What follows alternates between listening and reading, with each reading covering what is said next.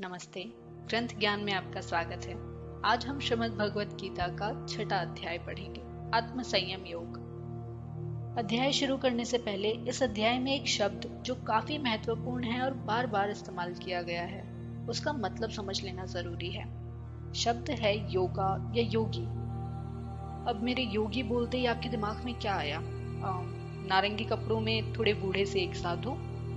सही है, वो योगी हैं, पर सिर्फ वो योगी नहीं है। योग का मूल अर्थ, बेसिक मतलब होता है पूर्ण कुशलता, और कोई भी कुशल प्राणी योगी होता है। योग बहुत प्रकार के होते हैं, इसलिए योगी भी बहुत प्रकार के होते हैं। अब आप जरा ध्यान से भगवत गीता के सारे अध्यायों के नाम पढ़िए। अब आपको इन नामों का मतलब, लॉजिक, महत्व सब समझ आ रहा होगा। कर्म योग मतलब कर्म में कुशलता, ज्ञान योग ज्ञान में कुशलता, और हम जो आज पढ़ने जा रहे हैं आत्म संयम योग, खुद पर काबू पाने की कुशलता। जिंदगी में भी ऐसा ही होता है ना। हम सबसे उलझी हुई, सबसे कठिन परिस्थितियों का हल भी मुश्किल ही ढूंढ रहे होते हैं, जबकि उनका हल होता बहुत सरल है। शायद इतना सरल कि हम उसे नजरअंदाज कर देते हैं। चलिए अध्याय पढ़ते हैं। अध्याय खत्म होने पर आपको एक कौरव की कहानी बताएंगे। श्रीमद् भगवत गीता अध्याय 6 आत्म संयम योग। श्री भगवान उवाच अनाश्रितः कर्म फलम कार्यम कर्म करोति यः स सन्यासी च योगी च न निरग्नि चाकिर्य। श्री कृष्ण भगवान कहते हैं, असली योगी, असली सन्यासी वो है जो अपने कर्म के फलों में रुचि नहीं रखता, पर फिर भी अपने कर्तव्य का पालन करता है। योगी वो नहीं होता जो न तो अग्नि जलाता है और न कर्म करता है। यम संन्यासमिति प्राहुर्योगम तव विद्धि पांडव न हान्य संन्यस्त संकल्पो योगी भवति कश्चन। हे पांडुपुत्र, जिसे संन्यास कहते हैं उसे ही तुम योग जानो, उसे ही तुम पर ब्रह्मा में मिलना जानो, क्योंकि इंद्रियों की इच्छा को पूरी करने की इच्छा को त्यागे बिना कोई कभी योगी नहीं हो सकता। आरुक्षोर मुनेर योगम कर्म कारणम मुच्यते योगारूढ़स्य तस्यैव शम कारणम मुच्यते। जिस मनुष्य ने नया नया योग शुरू किया हो उसके लिए कर्म ही साधन कहलाता है, और जो योग सिद्ध पुरुष हैं, जो सिद्ध आत्मा है, उनके लिए सारे सांसारिक कार्यों को छोड़ना, सारे सांसारिक कार्यों का परित्याग करना ही साधन कहा जाता है। यदा हि नेन्द्रियार्थेषु न कर्म संनिष्जते सर्व संकल्प सन्यासी योगारूढ़ तदा उच्यते। जब कोई मनुष्य सारी सांसारिक इच्छाओं को छोड़कर, उनका परित्याग करके, न तो इंद्रियों की इच्छा को पूरी करने के लिए कार्य करता है और न ही उन कर्मों के सार्थक होने की चिंता करता है, वह मनुष्य योगारूढ़, योग में स्थित कहलाता है। उद्धेर आत्मना आत्मानं नात्मानं वास्तयेत आत्मेव हि आत्मनो बंधुरात्मेव रिपुरात्मनः। मनुष्य को चाहिए कि वो अपने मन की सहायता से अपना उद्धार करे और अपने आप को नीचे न गिरने दे। ये मन आत्मा का मित्र भी है और शत्रु भी।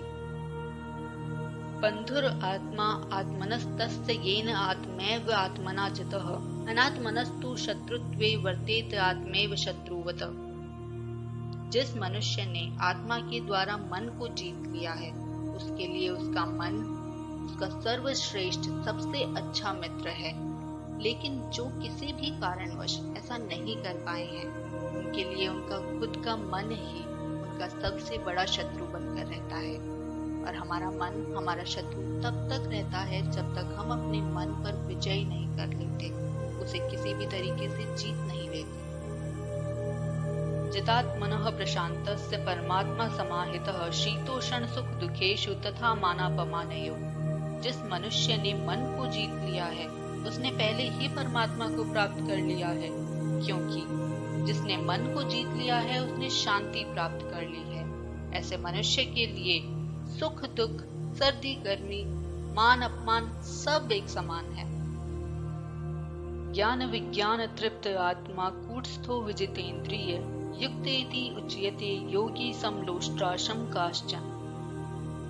जो मनुष्य अपने अर्जित ज्ञान और अनुभव से पूरी तरह से संतुष्ट रहता है, वो इंसान आत्म साक्षात्कार को प्राप्त योगी कहा जाता है। ऐसा मनुष्य अध्यात्म को प्राप्त और जितेंद्रिय जीतने वाला कहा जाता है। ऐसा मनुष्य सभी वस्तुओं को, कंकर, पत्थर, सोना, सबको एक समान देखता है। सुहत मित्र अरि उदासीन मध्यस्थ द्वेष बंधुषु साधुषु अपि च पापेषु समबुद्धि विशिष्यते। जब मनुष्य बिना किसी कपट के, बिना किसी हित के अपने प्रिय मित्रों, अपने संबंधियों, अपने पास रहने वालों, अपने ईर्ष्यालुओं, अपने से जलन करने वालों को, अपने शत्रुओं को, पुण्य आत्माओं को, पापियों को, सबको एक समान भाव से देखता है, तो वह और भी उन्नत माना जाता है, तो वह और भी सर्वश्रेष्ठ माना जाता है। योगी युनंजीत सततम आत्मानं रहसि स्थितः एकाकी यतचित आत्मा निराशीर परिग्रह। एक योगी को चाहिए कि वह हमेशा अपने आप को, मतलब अपने शरीर, मन और आत्मा को केंद्रित करके रखे, एकांत स्थान में रहे और बड़ी सावधानी के साथ अपने मन को वश में करे। उसे सारी आकांक्षाओं, सारी इच्छाओं से मुक्त होना चाहिए। शुचो देशे प्रतिष्ठाय स्थिरम आसनम आत्मनः नात्य छिद्रम नाति नीचम चैलाजिन कुशोतरम तत्रैकाग्रम मनः कृत्वा यतचितेन्द्रिय क्रिय उपविशास्यने युनञ्जयात योगम आत्मविशुद्धये। योग अभ्यास के लिए योगी एकांत स्थान में जाकर भूमि पर कुशा बिछा दे और फिर उस पर मृग छाला ढक दे और उस पर मुलायम वस्त्र बिछा दे। आसन ना तो बहुत ऊंचा हो, ना बहुत नीचा, और किसी पवित्र स्थान में हो। योगी को चाहिए कि वो इस आसन पर दृढ़ता पूर्वक बैठ जाए और मन, इंद्रियों तथा कर्मों को वश में करते हुए मन को एक बिंदु पर स्थित करके हृदय को शुद्ध करने के लिए योग का अभ्यास करे। समम काय शिरो ग्रीवम धार्यं चलम स्थिरः संप्रेक्ष्य नासिकाग्रम स्वम दिश्च अन्वलोकयेन।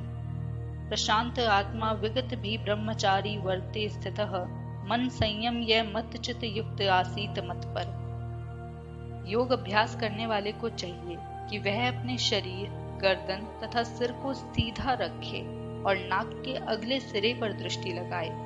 इस प्रकार अविचल मन से, भय से मुक्त होकर, ब्रह्मचार्य व्रत में स्थित होकर अपने मन को केंद्रित करते हुए अपना चरम लक्ष्य प्राप्त कर सकता है।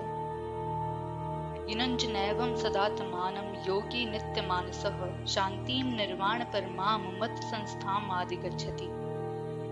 इस प्रकार से अभ्यास करते हुए शरीर, मन तथा कर्म को निरंतर संयम का अभ्यास कराते हुए जो संतुलित मन वाले योगी होते हैं, वो इस संसार के अस्तित्व और समाप्ति पर मेरे धाम को प्राप्त होते हैं, यानी कि भगवत धाम को प्राप्त होते हैं। नात्यशंस्तु योगो अस्ति न चेकांतम नश्नतः न चाति स्वप्नशिल्लश्च जाग्रतो नैव च अर्जुन। हे अर्जुन, जो अधिक खाता है या बहुत कम खाता है, जो बहुत अधिक सोता है या पर्याप्त नहीं सोता है, उसके योगी बनने की कोई संभावना नहीं होती। युक्त आहार विहारस्य युक्त चेष्टस्य कर्मसु युक्त स्वप्न अवबोधस्य योग भवति दुःखः।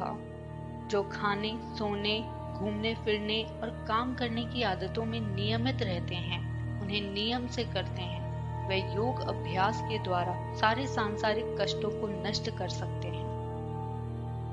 यदा विनियतं चित्तम आत्मनि एव वितिष्ठते निस्पृह सर्व कामे भयो युक्त इत्युच्यते तदा। जो मनुष्य विशेष रूप के अनुशासन द्वारा अपने सारे मानसिक कार्यों को वश में कर लेता है और अपने आप में स्थित हो जाता है, वो सभी प्रकार की आकांक्षाओं से, सभी प्रकार की सांसारिक इच्छाओं से मुक्त हो जाता है। यथा दीपो निवातस्थो नंगते सोपमा स्मृता योगिनो यत चितस्य युनञ्जतो योग आत्मनम। जिस तरह से वायु रहित स्थान में दीपक हिलता डुलता नहीं है, उसी तरह से जिस योगी का, जिस मनुष्य का मन वश में होता है, वह खुद के ज्ञान में स्थित रहता है, विचलित नहीं होता। यत्रो परमते चित्तं निरुद्धं योग सेवया यत्र चैव आत्मना आत्मानं पश्यन्नात्मनि तुष्यति। योग के अभ्यास द्वारा जिस अवस्था में मानसिक गतिविधियां पदार्थ से मुक्त होकर बंद हो जाती हैं, उस अवस्था में शुद्ध हुआ मन आत्मा की स्थिति का अनुभव कर सकता है और अपने आप में ही तृष्ट हो जाता है, अपने आप में ही आनंदित हो जाता है। सुखमात्यंतिकम यत् तत् बुद्धि ग्रहमति इंद्रियम वेति यत्र न चेवायम स्थित चलति तत्वत्। जो परम सुख है वो दिव्य इंद्रियों द्वारा बुद्धि से ग्रहण किया जाता है। जो योगी इस आनंदमयी स्थिति, जिसे समाधि कहा जाता है, जो योगी इस स्थिति का अनुभव कर लेते हैं, वो कभी भी सत्य से भटकते नहीं हैं। यम लब्ध्वा चापरम लाभम मन्यते नादिकम ततः यस्मिन् स्थितो न दुखेन गुरुणापि विचाल्यते। जिस योगी ने समाधि की अवस्था को प्राप्त कर लिया हो, उसके बाद उसे और कोई भी प्राप्ति इससे अधिक मान्य नहीं लगती। ऐसा मनुष्य इस प्रकार से स्थित होने के कारण, अपने आप में स्थापित होने के कारण, बड़ी से बड़ी आपदा के बीच भी विचलित नहीं होता। तम विद्यात् दुख संयोग वियोगम योग संज्ञितम स निश्चयेन योक्तव्यो योगो निर्विणम चेतसः। दुख और मिलन से अलग होने वाली इस स्थिति को योग के रूप में जाना जाता है। मनुष्यों को दृढ़ संकल्प के साथ निराश विचारों से मुक्त होकर इस योग का अभ्यास करना चाहिए। संकल्प प्रभावान कामान त्यक्त्वा सर्वान शेषत मन सेवे इंद्रिय ग्रामम विनियम्य समनतत। मनुष्य को मनोरथ और संकल्प से उत्पन्न होने वाली सारी इच्छाओं को त्याग कर मन के द्वारा सारी इंद्रियों को नियंत्रण में रखना चाहिए। शनै शनै उपरमेत बुद्धिया धृति गृहीत्या आत्मसंस्थं मनः कृत्वा न कश्चिदपि चिन्तयेत्। धीरे धीरे एक एक करके पूरे विश्वास के साथ बुद्धि के द्वारा अपने आप में ही स्थित होना चाहिए, अपनी आत्मा में ही स्थित होना चाहिए और इस प्रकार से मन को आत्मा में ही स्थित करना चाहिए और अन्य कुछ भी नहीं सोचना चाहिए। यतो यतो निश्चलति मन चंचलम अस्थिरम तत तत नियम्य एतद आत्मनि एव वशम नियेत। मन अपनी चंचलता और अस्थिरता के कारण इधर उधर विचरण करता रहता है, पर वो जहाँ जहाँ भी घूमता हो, मनुष्य को उसे वहां वहां से खींचकर वापस अपने वश में लाना चाहिए। प्रशांत मनसम योनम योगिनम सुखम उत्तमम उपेत्ति शांत राजसम ब्रह्माभूतम अकल्मषम। जिस मनुष्य या योगी का मन शांत है, वो निश्चय ही सर्वोच्च सुख को प्राप्त करता है। जिसकी रजोगुण से संबंधित सारी इच्छाएं शांत हो चुकी हैं, वो पर ब्रह्मा के साथ अपनी पहचान को पहचानता है और सारे पुराने पाप कर्मों से मुक्त हो जाता है। युनञ्च नैवं सदात्मानं योगी विगत कल्मषः सुखेन ब्रह्मा संस्पर्शम अत्यंतम सुखम अश्नते। इस प्रकार से लगातार इस योग के अभ्यास द्वारा आत्म संयम ये योगी, खुद को काबू में रखने वाला मनुष्य सारे सांसारिक कष्टों से मुक्त हो जाता है और भगवान के संपर्क में रहकर सर्वोच्च सुख प्राप्त करता है। सर्वभूतस्थम आत्मानं सर्वभूतानि च आत्मनि इक्षते योग युक्त आत्मा सर्वत्र समदर्शन। वास्तविक योगी सारे जीवों में स्थित परमात्मा को देखता है। निसंदेह योग में निरंतर लगा हुआ मनुष्य, सिद्ध मनुष्य परमेश्वर को हर जगह देखता है। यो माम पश्यति सर्वत्र सर्वं च मयि पश्यति तस्याहं न प्रणश्यामि स च मे न प्रणश्यति। जो मुझे हर कहीं देखता है और हर वस्तु को मुझ में देखता है, उस मनुष्य के लिए न तो मैं कभी अदृश्य होता हूँ और न वो मनुष्य मेरे लिए कभी अदृश्य होता है। सर्वभूत स्थितम यो माम भज्येत्त्वं स्थितः सर्वथा वर्तमानो अपि स योगी मयि वर्तते। जो योगी, जो मनुष्य मुझे हर जीव में, जो योगी, जो मनुष्य मुझे प्रत्येक जीव के हृदय में स्थित रहने वाला जानकर मुझे भक्ति पूर्वक भजते हैं। वो हर तरह से इस संसार में उपस्थित होकर भी मुझ में सदैव स्थित रहते हैं। आत्ममोपेन सर्वत्र समम पश्यति या अर्जुन, सुखम वा यदि वा दुखम स योगी परमो मतः। हे अर्जुन, वह मनुष्य पूर्ण योगी है जो अपनी तुलना से सभी जगह समान रूप से देखता है। ऐसा मनुष्य सुख और दुख की समानता को भी देख पाता है। अर्जुन उवाच य अयं योगं त्वया प्रोक्तः साम्येन मधुसूदन, एतस्याहं न प्रप्स्यामि चंचलत्वात् स्थितं स्थिराम। इस पर अर्जुन कहने लगे, हे मधुसूदन, आपने जिस योग के प्रकार का संक्षेप में वर्णन किया है, ये मेरे लिए तो अव्यवहारिक और असहनीय है, क्योंकि मन, उसका तो स्वभाव ही चंचल और अस्थिर होता है। चंचलम ही मनः कृष्ण प्रमाथि बलवत दृढ़म, तस्याहम निग्रहम मन्ये वायुरीव सुदुष्करम। अर्जुन कहते हैं, हे कृष्ण, क्योंकि मन चंचल, अस्थिर, उछल कूद वाला, हठीला और अत्यंत बलवान है, अतः मुझे इसे वश में करना तो हवा को वश में करने से भी कठिन लगता है। श्री भगवान उवाच असंशयम महाबाहो मनो दुर्निग्रहम चलम, अभ्यासेन तु कौन्तेय वैराग्येण च गृह्यते। श्री कृष्ण भगवान कहते हैं, हे महाबाहो कुंती पुत्र, निस्संदेह मन बहुत चंचल है और इसे वश में करना अत्यंत कठिन है, लेकिन उपयुक्त अभ्यास और विरक्ति, वैराग्य द्वारा इस मन को वश में करना भी संभव है। असंयत आत्मना योगो दुष्प्राप इति मे मति, वश्यात्मना तु यतता शक्य अवाप्तुम उपायतः। जिसका मन संयम में नहीं है, जिसका मन उछल कूद वाला है, उसके लिए आत्म साक्षात्कार एक कठिन कार्य होता है। लेकिन मेरा मत है, जिसका मन संयमित है, जिसका मन काबू में है और जो सारे सही प्रयत्न और उपाय करता है, उसकी सफलता व्यवहारिक है। अर्जुन उवाच अयति श्रद्धया उपेत योगात् चलित मानसः, अप्राप्य योग संसिद्धिं काम गतिं कृष्ण गच्छति। अर्जुन ने कहा, हे कृष्ण, उस असफल योगी को क्या लक्ष्य प्राप्त होता है जो प्रारंभ में तो श्रद्धा पूर्वक आत्म साक्षात्कार की विधि को ग्रहण करता है, किंतु बाद में सांसारिकता के कारण उससे विचलित हो जाता है और सिद्धि को प्राप्त नहीं हो पाता। कश्चित् न उभयो विभ्रष्ट छिन्न अभ्रमीव नश्यति, अप्रतिष्ठो महाबाहो विमूढ़ो ब्रह्माणो प्रति।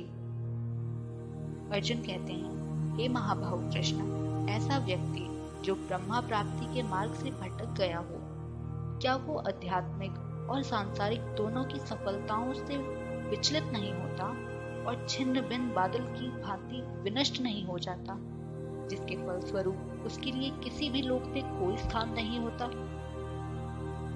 एतत् में संशयम कृष्ण छेतुम अर्हसि अशेषत, त्वत् अन्य संशयस्य अस्य छेता न ही उपपगते।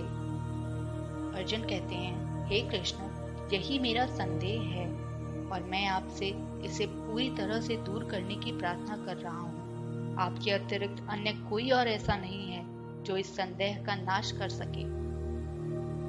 श्री भगवान उवाच पार्थ नेवेह नामुत्र विनाशतस्य विगते, न ही कल्याण कृत कश्चित दुर्गतिम तात गच्छति। श्री कृष्ण भगवान ने कहा, हे पार्थ, शुभ कार्यों में लगा हुआ मनुष्य न तो इस लोक में और न ही परलोक में विनाश होता है। मित्र, भलाई करने वाला मनुष्य कभी भी बुराई से पराजित नहीं होता। प्राप्य पुण्य कृताम लोकान उषित्वा शाश्वती समाह, सुचनाम श्रीमताम केहे योग भ्रष्ट अभिजायते। वो मनुष्य जो आत्म साक्षात्कार के पथ से भटक गया हो, वो कई वर्षों तक पवित्र आत्माओं के लोकों में भोग करने के बाद या तो किसी पुण्य कर्म करने वालों के घर में या किसी संपन्न घर में जन्म लेता है, अथवा योगिनामेव कुले भवति धीमताम, एतद् ही दुर्लभतरम लोके जन्म यदि दृश्यम। या फिर वो परम बुद्धिमान विद्वान योगियों के कुल में जन्म लेता है और संसार में निश्चय ही इस प्रकार का जन्म अत्यंत दुर्लभ है। तत्र तम बुद्धि संयोगम लभते पौर्वदेहिकम यतते च ततो भूय संसिद्धो कुरुनंदन। हे कुरुनंदन, ऐसा जन्म पाकर वो अपने पूर्व जन्म के देवी चेतनाओं को पुनः प्राप्त करते हैं और पूर्ण सफलता प्राप्त करने के उद्देश्य से वो आगे उन्नति करने का प्रयास करते हैं। पूर्वाभ्यासेन तेनेव हिरते हावशोऽपि सह जिज्ञासुरपि योगस्य शब्द ब्रह्म आदि वर्तते। अपने पूर्व जन्म की देवी चेतना से वो मनुष्य न चाहते हुए भी खुद ही योग के नियमों की ओर आकर्षित होता है और ऐसा जिज्ञासु मनुष्य शास्त्रों के अनुष्ठानों से परे स्थित होता है। प्रयत्नात् यत्मांस्तु योगी संशुद्ध किलम विषः अनेक जन्म संसिद्ध तत् याति पराम गतिम्। और जब ऐसा मनुष्य सारे पापों से मुक्त होकर, सारे पापों से शुद्ध होकर सच्ची निष्ठा से आगे प्रगति करने का प्रयास करता है तो अनेक जन्मों के इस अभ्यास के बाद उसे सिद्धि का लाभ होता है और वो सर्वोच्च गंतव्य को प्राप्त होता है। तपस्वी भ्यो अधिक योगी ज्ञानी भ्यो मतो अधिक कर्म भ्यो च अधिक योगी तस्मात् योगी भव अर्जुन। हे अर्जुन, योगी पुरुष तपस्वी से, सकाम कर्मी से और ज्ञानी से भी बढ़कर होता है, अतः तुम सभी प्रकार से योगी बनो। योगिनामपि सर्वेषां मत गतेन अंतरात्मनः श्रद्धावान भजते यो माम स मे युक्त तमो मतः। और इन सारी प्रकार के योगियों में से जो योगी मेरे लिए अत्यंत श्रद्धा पूर्वक है, अपने अंतःकरण में, अपने अंदर भी जो मेरे विषय में ही सोचता है और पूर्ण श्रद्धा से मुझे भजता है, मेरी राय में वो परम योगी माना जाता है। छठा अध्याय आत्मसंयम योग समाप्त हुआ।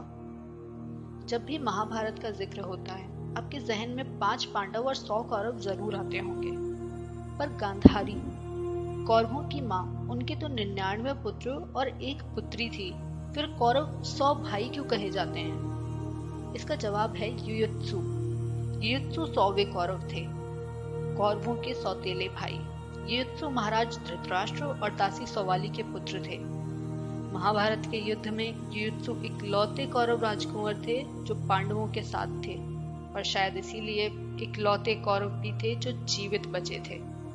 युधिष्ठिर ने युयुत्सु को रणभूमि से दूर रखा था, पर पूरी पांडव सेना की अस्त्र शस्त्रों की जिम्मेदारी युयुत्सु पर ही थी। इसके अलावा महाभारत के अंत में जब पांडव राजपाट छोड़कर वनवास जाते हैं, तब भी युधिष्ठिर पूरे राज्य और पांडवों के उत्तराधिकारी परीक्षित की जिम्मेदारी युयुत्सु को ही सौंप कर जाते हैं। युयुत्सु का जिक्र महाभारत में कई अलग अलग जगह किया गया है, जहां उनकी धर्म और न्याय प्रिय सोच को दर्शाया गया है। मैंने कहीं सुना था कि आप उन 5 लोगों का एवरेज होते हो जिनके साथ आप सबसे ज्यादा रहते हैं। युयुत्सु तो 99 कौरवों के साथ पले बड़े थे, ना चाहते हुए भी सबसे ज्यादा समय उनके साथ ही बिताया होगा। फिर युयुत्सु क्यों अलग थे? कोयला कहाँ हीरे को काला कर पाता है और कीचड़ कहाँ गुलाब को मैला कर पाता है जनाब। अच्छी संगति में रहना अच्छी बात है, पर अगर संगति बदली ना जा सकती हो तो खुद की बुराई के लिए संगति को दोष देना सही नहीं है। खैर, ख्याल रखिए अपना और इजाजत दीजिए मुझे। हम फिर मिलेंगे 7वें अध्याय में, ज्ञान विज्ञान योग। जाने अनजाने में मुझसे कोई गलती हो गई है तो माफ कर दीजिएगा। अच्छा देखिए, अच्छा सुनिए, अच्छा बोलिए, अच्छा ही होगा। राधे राधे।